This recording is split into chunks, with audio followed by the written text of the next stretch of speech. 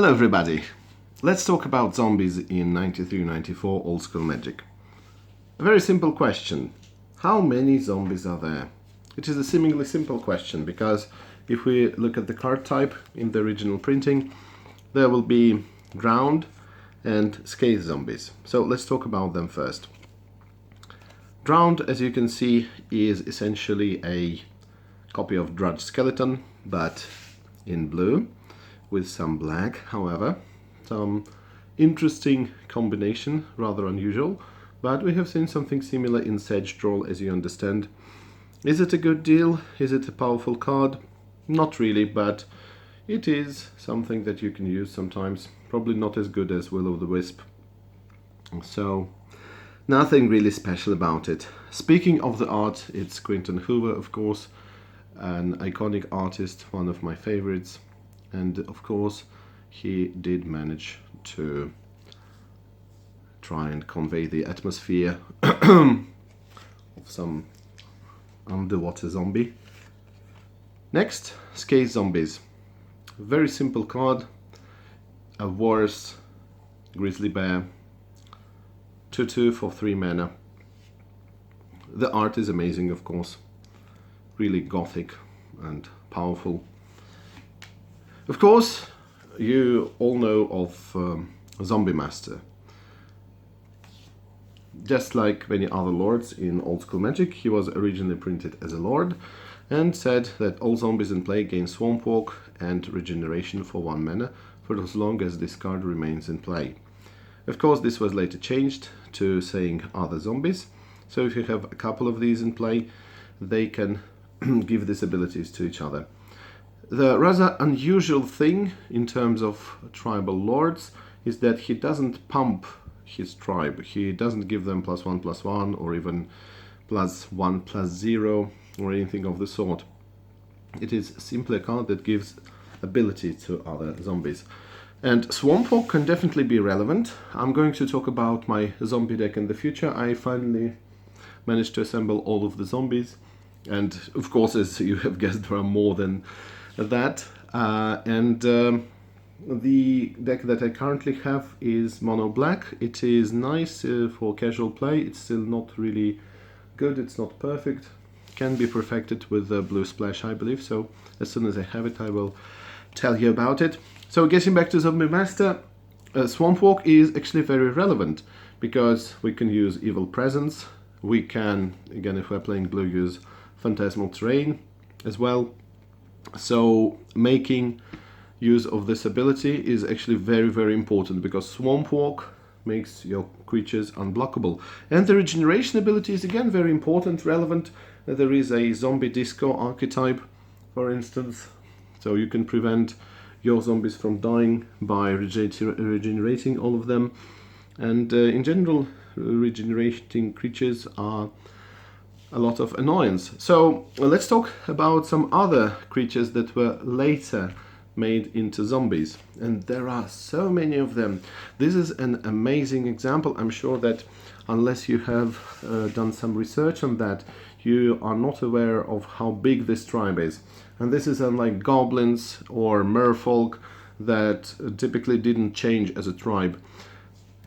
The original printing had only these two, with this one, which obviously does have something in common with zombies and is supposed to be a zombie, of course.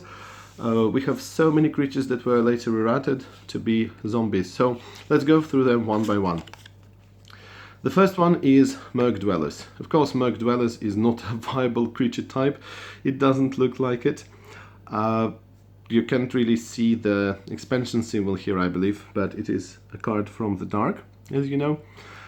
When attacking, they gain +2/+0 if not blocked. So 4/2 if not blocked. If your opponent blocks it, it's just a 2/2 for 4 mana.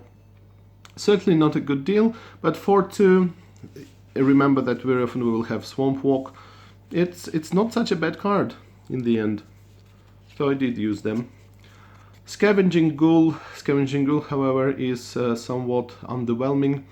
Again, originally printed as a ghoul, but definitely is a zombie in the broader sense, so to say. 2/2 for 4 mana. Again, very bad deal. Zombies are not a very cost-efficient tribe. If we talk about power and toughness and the mana cost that they have, at the end of each turn you put one counter for each other creature, well, obviously not this one, that was placed in the graveyard during the turn. If takes lethal damage, basically when some creature dies, not necessarily your creature, he gets a counter that may be used for regeneration in the future. Very often we will count on using Zombie Master, so this ability becomes irrelevant. And again, I believe that, of course, it's a nice and flavorful ability. Maybe he eats those creatures that go to graveyard, we don't know what actually happens.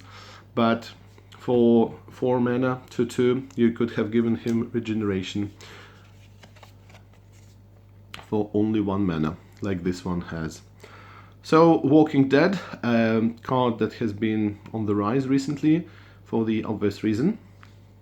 It is believed to be a pseudo reserved list card because of the Walking Dead Secret Lair. You may have heard the story, and if you haven't, you still understand that this is the exact reprint of Dredge Skeletons. And this card was also, by the way, reprinted as Metathran Zombies in Invasion. Next is Cyclopean Mummy.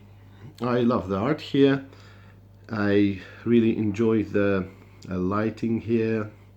A really great image. Makes you think of exploring some kind of a dungeon or some pyramid, and inside of this pyramid we see this mummy, which looks scary, but in reality is only 2/1, so it's just Savannah line with some drawback. If placed in the graveyard, remove it from the game. Why is it important? Well, I will tell you why. We have got one card that makes this ability relevant. Next one is the Fallen. The Fallen has a weird casting cost. 3 black mana. 3 black mana. 2/3. Normal. That's, again, zombies for some reason do have some extra mana as a casting cost. If you remove 1 mana from the casting cost in these cards, they would be really amazing. Just like many cards from Fallen Empires, for instance.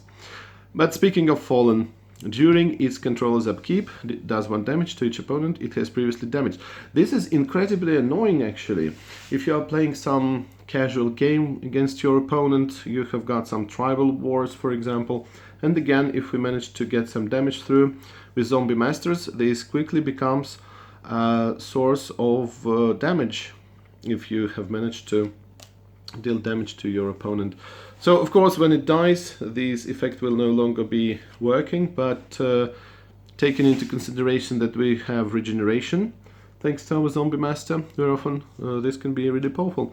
And remember, we have got Bad Moon, which is a great card that makes our creatures stronger, so can be definitely viable. A functional reprint of Scathed Zombies is Headless Horseman. Let's take some time to appreciate the art by Quinton Hoover again.